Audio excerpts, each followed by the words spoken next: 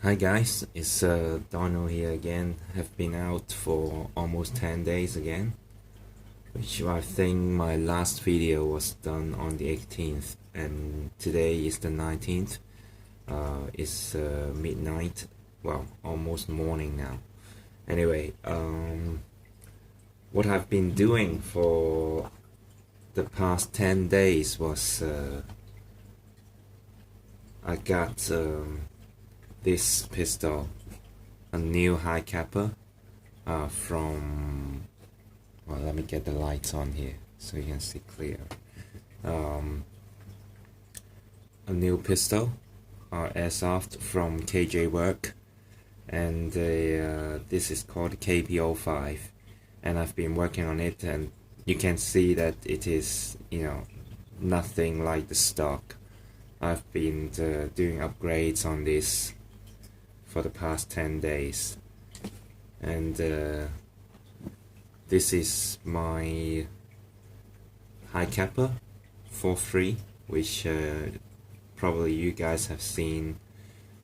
One of the first pistol I've got is this, and today I'm going to talk about this. Today the video I'm doing it on now is quite different from my previous videos, which I did comparison with different pistols, and I tested their performance, did chrono test on them, did accuracy test on them. But today I'm not going to do any of that. I'm just going to talk about the upgrades I have on these two pistols and the problems I've came across, things like that. Okay, first off, this is the Marie Hi-Capa 4.3. This dual stainless versions, and the original one looks like this. Okay, it looks like this on the box, so we can see the slide is different from the original plastic slide here, which says Ops Tactical .45. Okay, it's two-tone, which I kept the two tones, and this is about all I've done with the outlook of this pistol. I'm gonna go through the internal parts as well, what I've upgraded, and for this, okay, KP05, it looks like this. Okay, originally, okay, you can see this is a Hi-Capa as well. It's well, one of the variations of the Hi-Capa. It's got the 10-year Cobra style tactical grip, and the metal slide, metal frame, and nearly everything metal, okay, apart from the grip. Okay, so this is originally how it looks, and so now what I've done to these two pistols really is that let's talk about the Hi-Capa 43 first. Okay, what I did, I replaced the plastic slide with an aluminum 7075 slide onto it, and the internal upgrades I had for this is the I changed, starting from the top parts, the front part of the pistol. I did inner barrel. The first thing, I got the 9-ball power barrel for it, and 9-ball hop-up rubber, and I got the this is a steel outer barrel. Okay, a steel outer barrel. I got a steel outer barrel and the barrel housing for it. it's a separate piece. You can actually change it into a 5-1 if you like, and keep the housing of the out barrel. And I got the what you call it, the piston in the blowback housing. In the piston, I changed the PDI winter piston just for a little bit more, I think, pressure to put on to the pistol, to the blowback. And then I got the reinforced loading nozzle. That was from, I think it's what was it? It's Shooter Design, yes. Sorry, I'm a little tired, so I'm talking a little bit slow, but you just have to listen carefully. Okay, so I got the loading nozzle from Shooter Design, and the piston from PDI, a winter piston from PDI, and that's all about it. All about what I've upgraded the 4.3. Okay, and so let's talk about this Hi-Capa from KJW. It's originally a KP05, which has the tactical grip, 10-year Cobra style. Why I say 10-year Cobra style, it's not genuine. Okay, it doesn't have the tactical engraving on here, and here it's just plain. Okay, which I'm not too happy about, but well, I'll talk about the price of this later on, and the upgrades I put on them, the price of the upgrades, and the I've got what I have upgraded on this pistols is mainly the outlook of it, because it already came with a red, you see the red color loading nozzle, which is said to be able to withstand CO2, so I don't think I need a lot of internal upgrades for it, or reinforcement for the internals for now. But I have to see how it runs, because I haven't, fired it a lot. So the upgrades I did on this pistol is the first thing you can notice is the aluminum slide. Okay, I got this slide also from Shooter Design. Okay, and my 4.3 slide is also from Shooter Design. Okay, and this 6061, I think, aluminum. It's light aluminum, and it's almost, I think, just a little bit more expensive than the my slide on the 4.3. Well, and you can notice the lower frame. I mean the yeah, the frame is different. Okay, the frame, this one is an advanced frame, so the company is called CP Custom Parts, which I think not many people have heard. Is like one of those the local Hong Kong brand, I think, and I think it is about the same as all the other brands out there. The advanced frame, you know, they looks very similar. Okay, every brand looks more or less the same, and it's much lighter than the stock one. Even the stock Marui frame is much heavier than the advanced frame. It is made out of aluminum, 6061, I think, again. So it's incredibly light, I would say. So although this is very expensive, but I don't regret getting one, because okay, now I know the difference between a more expensive advanced frame and the stock, die cast, I think, die cast iron frame, whatever, or some kind of alloy, very heavy. Well, and and also the shooter designed steel out barrel, and the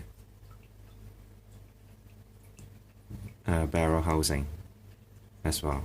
They also came separately, they sell it separately, and you're able to swap the front barrel into different length. They have the different length for you to choose from. So and I also got the this is the fiber optic sight, front sight, okay, and a normal, but this is upgraded. This is steel, okay, the steel rear sight, and the hammer, okay, the hammer is also made out of steel, made out of aluminum, and the it's a Nova hammer, okay, and that's about all I have. Oh no, sorry, I forgot this part. This is the thumb safety, okay. I got it's also from Nova, okay. Nova thumb safety is ambidextrous, okay, so you get the safety on both sides.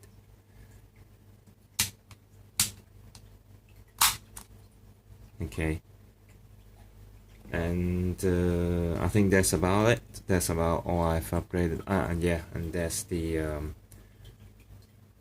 150% spring for the spring guide rod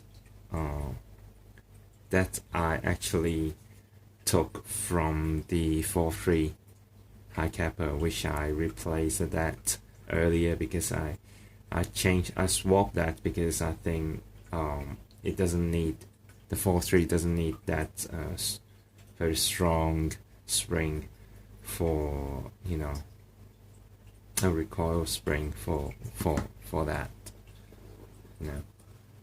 so I just swapped that. I didn't buy another one, just save a little money, but I have already spent a fortune on these two pistols.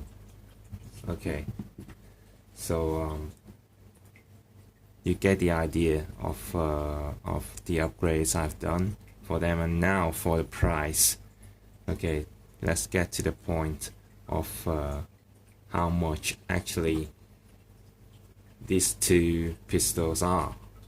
If you want to do upgrades on them, like I did, and they are, I did upgrades on them into very different approach. I mean, like for the Marie Hi-Capa 4.3, I did mostly internal upgrades. Okay, I go for the inner barrels and the loading nozzle, things like that, because the original Tokyo Marui internal parts, they're supposed to take 134 gas, which is very is not very strong propellant, I would say, and obviously the internals wouldn't be that, wouldn't be able to take green gas or propane, that and for you to expect it to run like for a long time. So I did upgrades internally, and to put an extra little more power to it, because originally it's like 260 something FPS. So I did upgrades on these pistols, mostly internally. But for the KJ works, because I think out of stock it's already, you know, quite it got quite good FPS. It's a 300 above. I think it reaches 305 or something like that when I first got it. So I'm not concerned with the power it can generate. So what I did was the external upgrades, which I did to minimize the to compensate the problems it has. The main problem it has with the stock KP05, okay, with this metal slide and metal frame, is the weight. I mean, it weighs way over 1 kilograms. I think it weighs about 1.2, 1.3 kilograms. With the magazine is almost 1.5 kilograms. I mean, you're bringing like 2 to 3 pounds, like 2 to 3 pounds, 3 point something pounds. I mean, over 3 pounds of weight.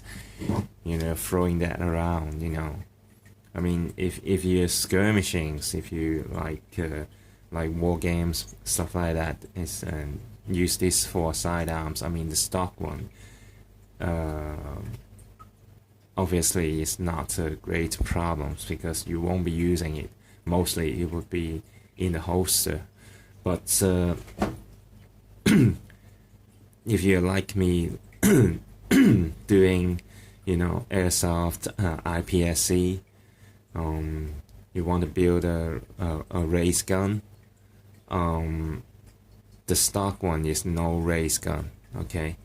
It's no race pistol. It's heavy, okay?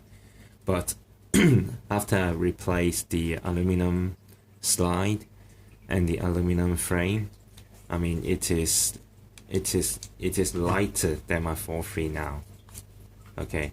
The 4.3 I got the aluminum slide, and I kept the the stock frame.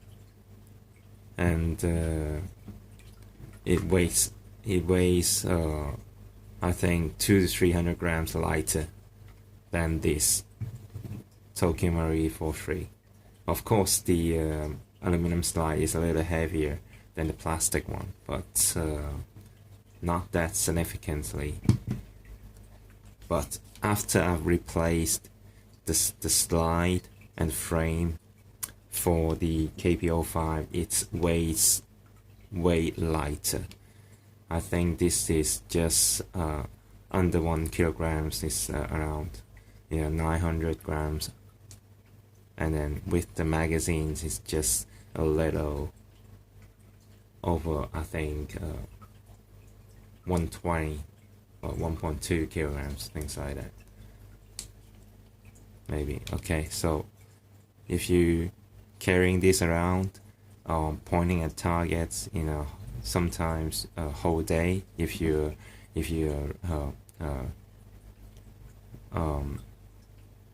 IPSC shooters, then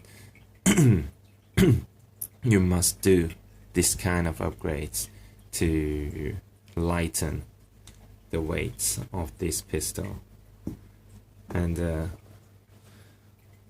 the price, okay, let's talk about the price. The price for the Hi-Capa 4.3 I've just calculated with all the upgrades I've done on it.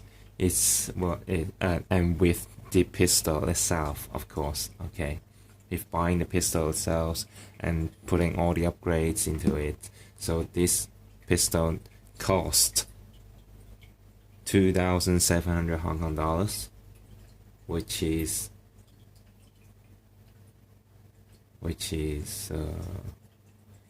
just over 300. I think it's a 350. It's around 350 US. Okay.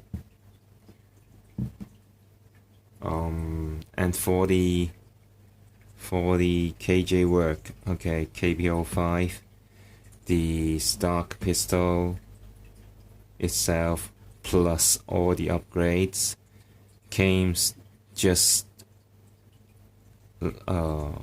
below 5,000 Hong Kong dollars. It says 4,940 Hong Kong dollars, which is around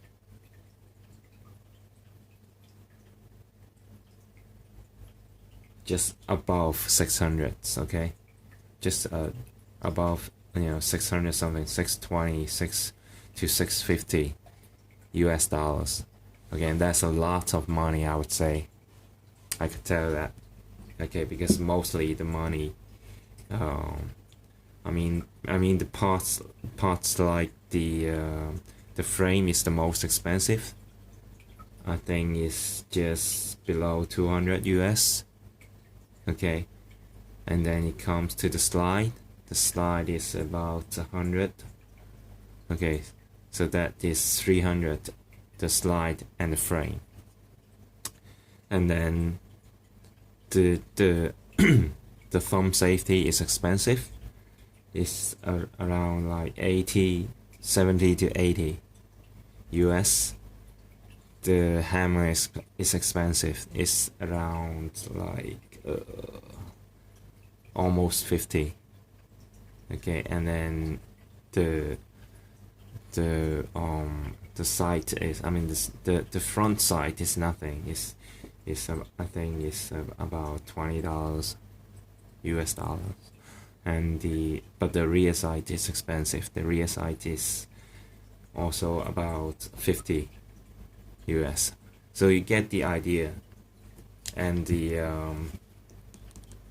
outer barrel also expensive. It's just below 100 US. So the whole thing's without much internal upgrades, just making it lighter, it costs you 600 something. Okay, 600 US dollars. So you got the ideas, and you may ask why I've got this the white painting on the engravements of the slide, but I can tell you that I did it myself. It's a DIY. I did it with this nail polish, yes, because I saw a video on YouTube. There was a guy doing it on real pistols, so I just learned that and I tried it out. It works.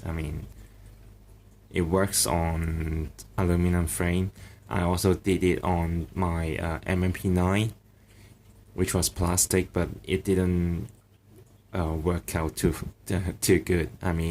Some of the paint originally on the plastic slide came off, so because you have to, after applying the nail polish and letting it dry, you had to use the nail polish remover to wipe the excess off. Okay, I may do a video on how to apply the nail polish to make it looks better on your airsoft pistols, but not for this video. I've done around like 25 minutes of video now, so well, just a final word on the conclusions. Okay, for almost half the price I spent on the Hi-Capa 43, you know, I get pretty good performance out of it. And it's after all the internal upgrades. I mean, it is I would say it can match with the with this KP05, which is a Taiwanese pistols made for, you know, higher power exertions, you know, higher power outputs, and the for double the price of the Tokyo Marine upgrades, which I did on the KP05, mostly externals. I can't guarantee the performance because I just barely got it working. You know, earlier on yesterday afternoon, I just barely got it working because once you mess with the frame, I mean, there are lots of things you have to adjust. And actually I got a new there's one upgrade parts I didn't mention. Is the an internal upgrade, which is the valve knocker release, which you see there's a silver part. When you take out the slide, the silver parts around here, which you can press, and that releases the valve knocker back into position. And the disconnector on the other side, also the silver thing, I got because when I was first installing the frame and everything original, I mean everything stuck into the frame, and put the slide on, the aluminum slide actually, you know, chip the valve knocker release. Okay, the valve knocker release button, the top part of it just chipped off, and I had to get a stronger one, which was a steel, which was made out of steel, and it came with the disconnector as well, which is also made out of steel, and that cost an extra 30 to 40 Hong Kong dollars, 30 to 40 US dollars. Okay, and you know, when you start upgrading the frame, you know, you're bound to come across problems like breaking things, and then you have to go and buy replacement, or get a reinforced reinforced replacement internals to get it working. And just now I had to fire it for, I think, around the magazines. It didn't look so. It looks okay, but the slide stop didn't work. But that's not a great problem because I don't care too much about that too. But anyways, that is all about it, and hope you enjoy the videos. And you may see that I had some more upgrades as well. Another aluminum slide for my Glock 17, and guns modified trigger bar for Glock 17 again, and girder nozzle housing for the Glock 17 as well. This is it said it's a lightweight, only 20 grams, so I may do a video on this tomorrow, hopefully tomorrow, okay, if I'm not too tired to put the upgrades on this. And stay tuned, and I will be testing these two pistols extensively to see their performance. And once I got, you know, a stable result, I would do a videos on the performance of these two pistols as well. Hope you enjoy the video. See you guys later.